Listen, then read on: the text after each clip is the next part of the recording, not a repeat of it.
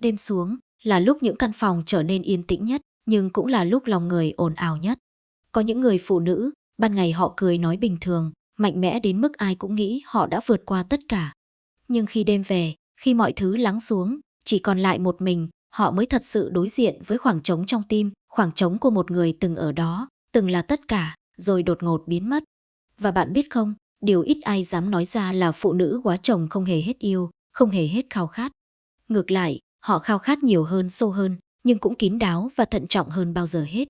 Họ không còn yêu kiểu ồn ào của tuổi trẻ, nhưng nếu đã rung động, thì đó là thứ cảm xúc rất thật, rất đời và rất khó để thay thế. Vậy sau tất cả những mất mát là chưa có gia đình, mà còn là người có thể dành cho họ sự rõ ràng, sự công khai và cảm giác mình được chọn một cách đàng hoàng. Họ không muốn lặp lại cảm giác phải chờ đợi, phải né tránh, phải làm người đến sau trong chính câu chuyện của mình. Họ đã quá mệt với những điều không tên, những mối quan hệ không rõ ràng, nên thứ họ cần là một người đàn ông bước vào cuộc đời họ với hai bàn tay sạch sẽ, không ràng buộc, không vướng bận, không khiến họ phải suy nghĩ rằng mình đang ở vị trí nào.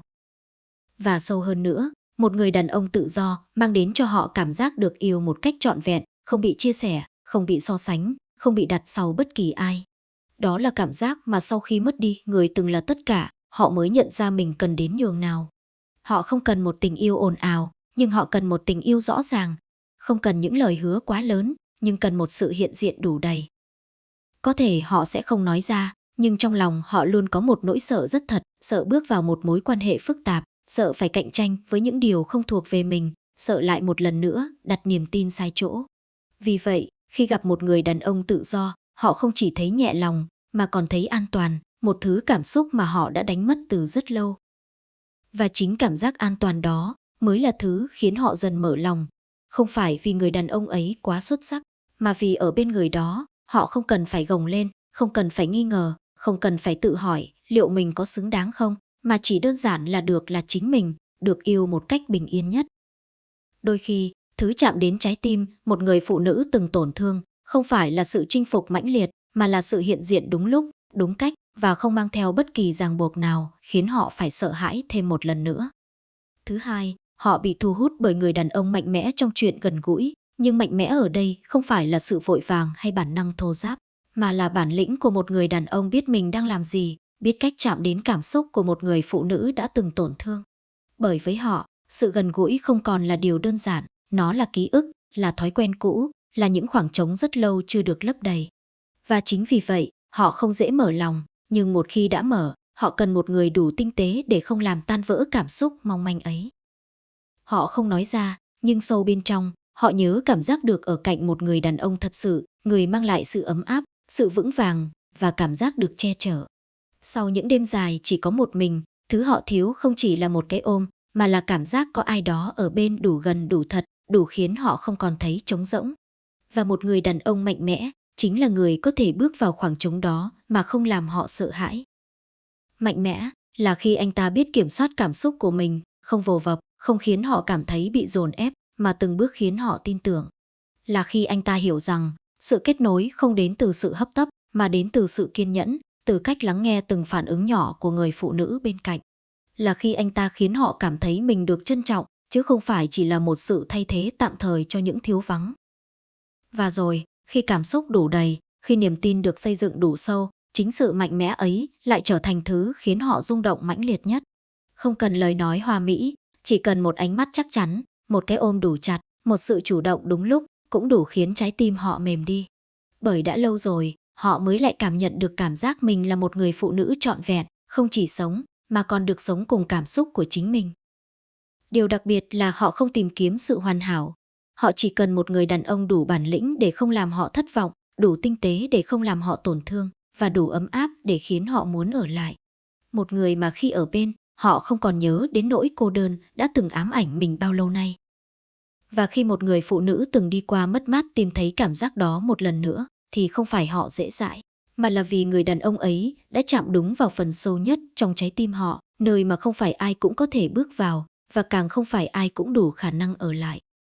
Thứ ba, họ bị chinh phục bởi người đàn ông biết chiều chuộng trong tình yêu và sự gần gũi, nhưng chiều ở đây không phải là nuông theo mọi thứ, mà là sự thấu hiểu đủ sâu để chạm đúng những điều họ không nói ra. Bởi một người phụ nữ đã từng mất đi, người đầu ấp tay gối, họ không còn dễ mở lòng, nhưng một khi đã mở, họ lại khao khát được yêu theo cách dịu dàng nhất, chân thành nhất. Họ không cần những lời hứa quá lớn, vì họ đã từng tin, từng hy vọng và từng mất. Thứ họ cần bây giờ là những điều rất nhỏ, nhưng lặp lại mỗi ngày. Một tin nhắn hỏi han khi trời trở lạnh, một sự quan tâm khi họ im lặng bất thường, một cái nắm tay đủ lâu để họ biết rằng mình không còn một mình nữa. Và trong những khoảnh khắc gần gũi, họ không cần sự vội vàng, mà cần cảm giác được lắng nghe, được nâng niu, được trân trọng như một người phụ nữ đúng nghĩa.